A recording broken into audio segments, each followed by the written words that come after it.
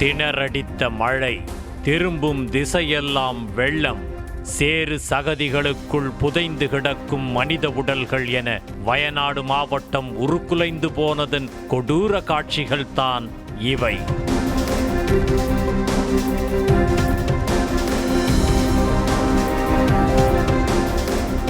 மேற்கு தொடர்ச்சி மலையில் கொட்டி தீர்க்கும் கனமழை கேரள மாநிலத்தின் வயநாடு மாவட்டத்தை வெள்ளத்திற்கு இரையாக்கியுள்ளது. குறிப்பாக வயநாட்டின் மலை கிராமங்களான முண்டக்கை, சூரல்மலை, அட்டமலை, நூல்புழா கிராமங்கள் தண்ணீரில் மூழ்கடிக்கப்பட்டுள்ளன. வீடுகள், பாலங்கள், சாலைகள் வெள்ளத்தில் அடித்துச் செல்லப்பட்டு தனி தீவு போல மாறிவிட்டன. சுமார் 500க்கும் மேற்பட்ட குடும்பங்கள் வசித்து வந்த முண்டக்கை கிராமத்தில் நள்ளிரவு 2:10 முதலில் நிலச்சரிவு ஏற்பட வீட்டில் தூங்கிக் கொண்டிருந்தவர்கள் தப்பிக்க கூட முடியாமல் மண்ணோடு மண்ணாக மாண்டு போயினர். பச்சை பசேலென்று அழகாக இருந்த பகுதிகள் முழுக்க மண்மேடாக மாறி அலங்கோலமாக காட்சியளிக்கும் கோரமே அங்கு வசித்த மக்களின் நிலைமையை கண்முன்னே உணர்த்திவிடும். வீடு மற்றும் கடைகள் இருந்ததற்கான சுவடுகளே தெரியாத அளவிற்கு வெள்ளம் கரைபுரண்டு ஓடுகிறது.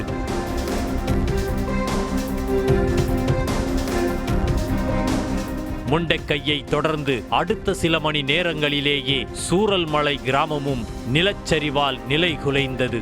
பெரும் பாதிப்பை சந்தித்த மலை கிராமங்களில் தேயிலை தொழில்தான் பிரதானம் என்ற நிலையில் சிறு சிறு குடில்கள் அமைத்துதான் அங்கு வசித்து வந்தனர். ஆகையால் நிலச்சரிவிலும் வெள்ளப்பெருக்கிலும் சிக்கியதில் குடில்கள் இருந்த இடமே அடையாளம் தெரியவில்லை. வெள்ளப்பெருக்கின் வேகம் பொறுக்க முடியாமல் அடித்துச் செல்லப்பட்ட மரங்கள் ஆங்காங்கே இடிபாடுகளாக நிரம்பிக் கிடந்தன. சூரல் மலை முழுவதும் கண்ணுக்கு எட்டிய தூரம் வரை சகதி காடாகவே தென்பட்டது. சூரல் மலை அருகே இருந்த வைத்திரி என்ற கிராமமும் பெரும் பாதிப்பை சந்தித்துள்ளது.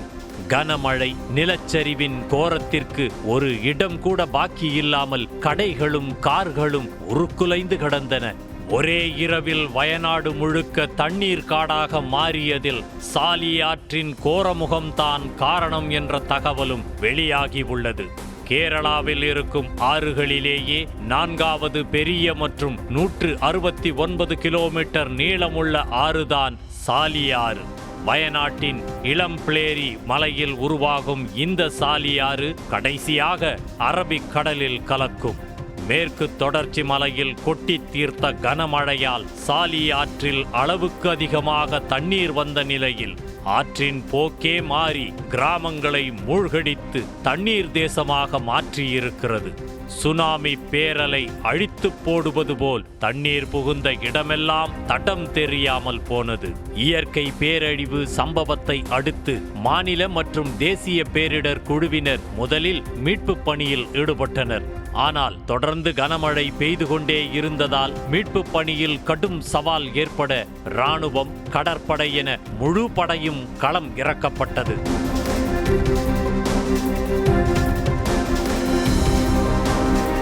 சாலைகள், பாலங்கள் துண்டிக்கப்பட்டதால் ஹெலிகாப்டர் மூலமாகவும் மீட்பு பணி நடைபெற்று வருகிறது.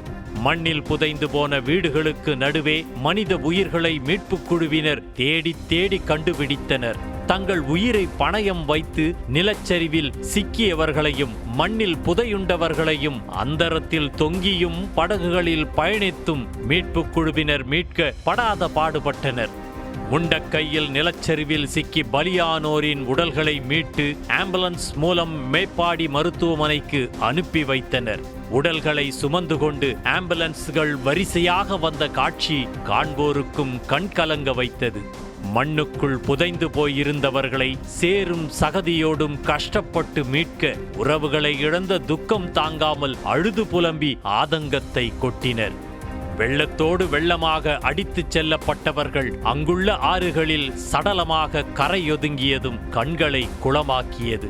தோண்ட தோண்ட புதையுண்ட சடலங்கள் கிடைத்து வருவது நினைத்து பார்க்க முடியாத அளவுக்கு கொடூரமாக இருந்தது. பாதிக்கப்பட்ட பகுதிகளிலிருந்து மீட்கப்பட்ட சுமார் 5000த்திற்கும் மேற்பட்டவர்கள் முகாம்களில் தங்க வைக்கப்பட்டுள்ள நிலையில் இன்னும் 100க்கும் மேற்பட்டோர் மாயமாகி இருப்பதால் பலி எண்ணிக்கை அதிகரிக்கும் என்ற அச்சமும் எழுந்துள்ளது. வயநாட்டில் மழைக்காலங்களில் ஆங்காங்கே நிலச்சரிவு ஏற்படுவது வாடிக்கை என்ற நிலையிலும் ஒரு இரவில் அடுத்தடுத்து 3 இடங்களில் நிலச்சரிவு ஏற்பட்டதுதான் இவ்வளவு பலி எண்ணிக்கை நிகழ காரணமாக அமைந்துள்ளது. செய்திகளை உடனுக்குடனும் துல்லியமாகவும் தெரிந்து கொள்ள சப்ஸ்கிரைப் பண்ணுங்க.